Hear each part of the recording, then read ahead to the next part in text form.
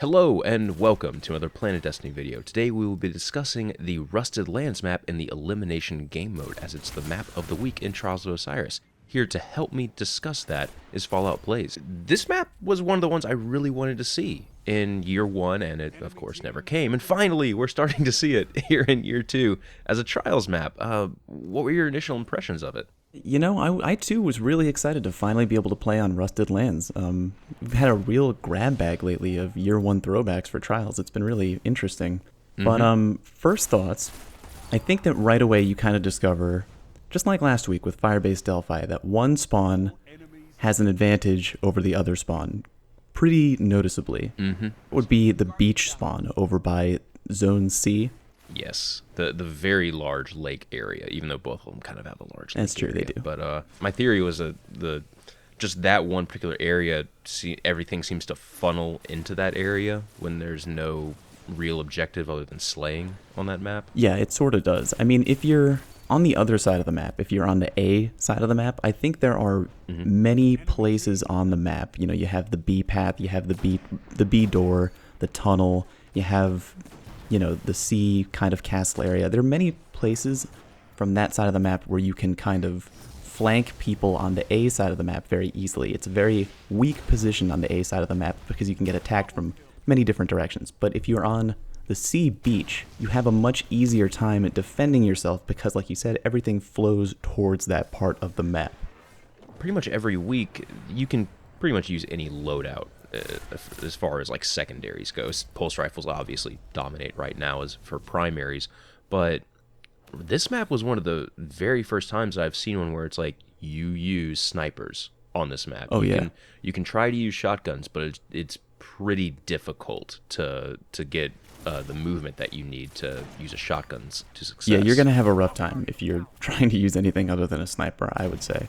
I mean, last week on Firebase Delphi, you know, Firebase Delphi was really closed off, really small map. So I think a lot of people were very comfortable using shotguns, but then you have the Trials warriors who, like, no matter what, they will stick with sniper no matter what the map is. That's what I do. And you can make it work on Delphi because, you know, you have big doors that open up, you can take your time, you can line up your shots. Really good sight lines, and it's a fairly level map too, which is always really good for sniping. Exactly. But for Rusted Lands, I don't think I ever even once considered switching over to Conspiracy Theory D or Chaperone or anything like that. It was always just straight sniping, just because it's a very open map.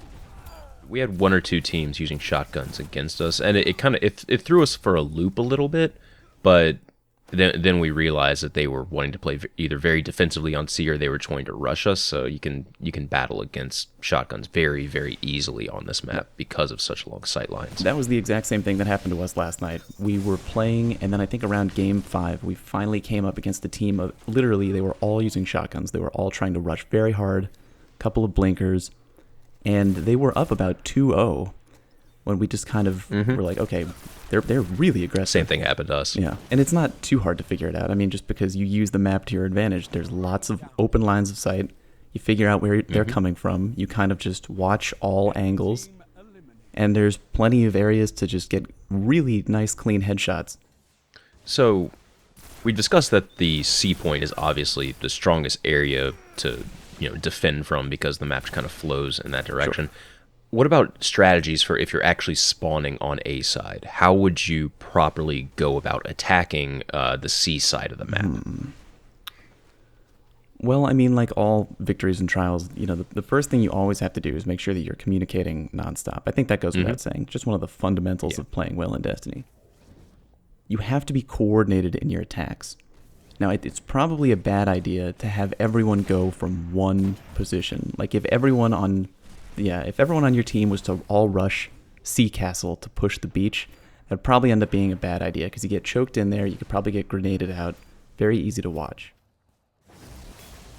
I think last night when we spawned on A and we had other teams holding the beach pretty hard, I think we had 2 players push in from the C yard side, and then we had 1 player push in from the B zone side. We usually had 1 player up in the B castle with a sniper, staring down right next to the B heavy. The truck line of sight. The rubble area.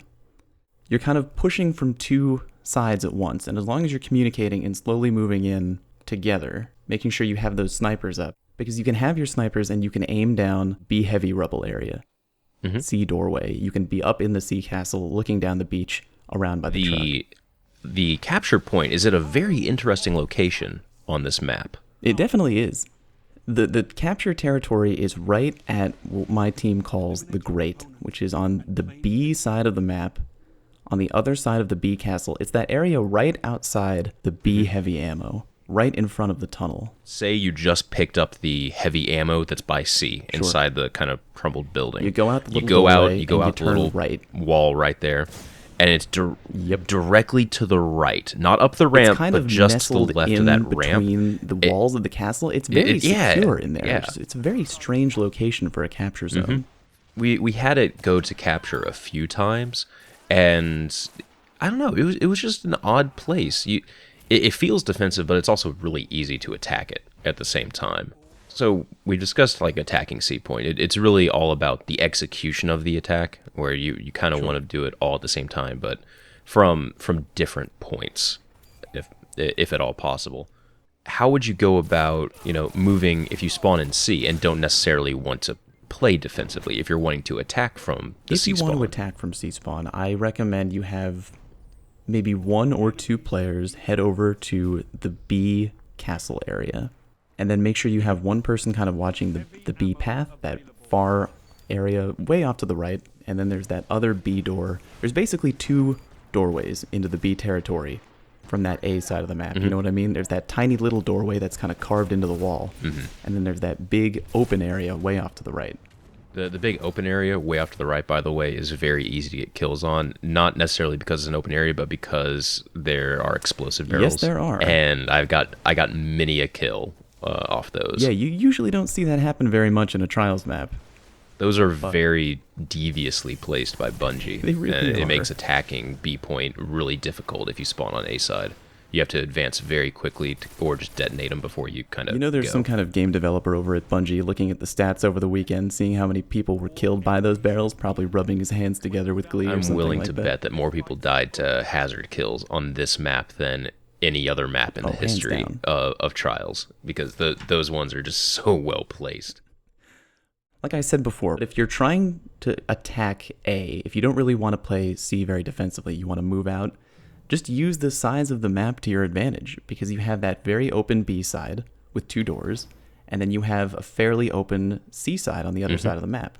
So as long as you're communicating with your teammates and you're kind of both pushing forward all at the same time, using your snipers, taking your time, looking for those headshots, you can push into A from both angles. One of the biggest tips I can probably give is, when you spawn on A side and in a control match and you jump up on top of the water towers to try to get a snipe off, don't don't ever do that. There's just the odds are forever stacked against you, and you're in a very, very vulnerable position up there. It's very difficult to get a res off probably, unless you have a res chest piece and someone glides up to the lip. But it's not going to end well. It's so hard. Yeah. You might as well be on the moon. I mean, because if you have to jump up there to revive a teammate, you're going to get picked off. Do you normally try to go and attack the other team while they're getting heavy? That's a good question. It depends on a lot of things. I think it depends on what the score is. I think it depends on how many people on your team have their super charged. I think it depends on who on the enemy team still has their super. Most of the time, if I'm really killing it with my team, if we're up 3-0, I say, let's just play normal. Because we're clearly beating them in the neutral game. We know how to play. We're outplaying them right now. Even if they win the heavy round, we're going to go back to the regular neutral game, and we're just going to keep beating them the way that we have.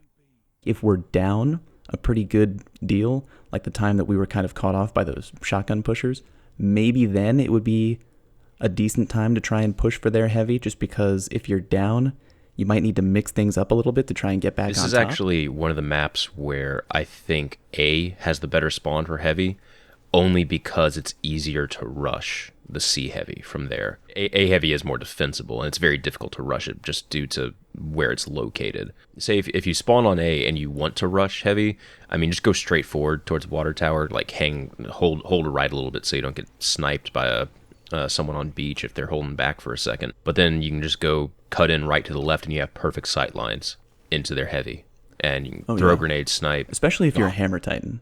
Because if you're a Hammer Titan, just pop it and then jump over that wall from the C yard towards the B heavy, and then you just have a perfectly open line of sight.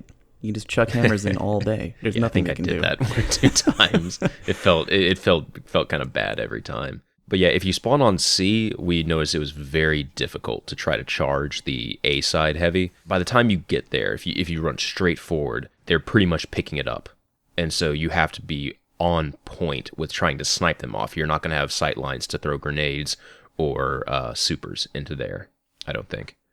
Very, very difficult to rush from that A staircase. Or you can try and run around behind the water tower, which is equally difficult, I would say, because if you want to try and throw in a grenade in that tiny little doorway, there's just not enough room. You're going to hit the roof. There's no cover. Splash damage is very good in very closed spaces.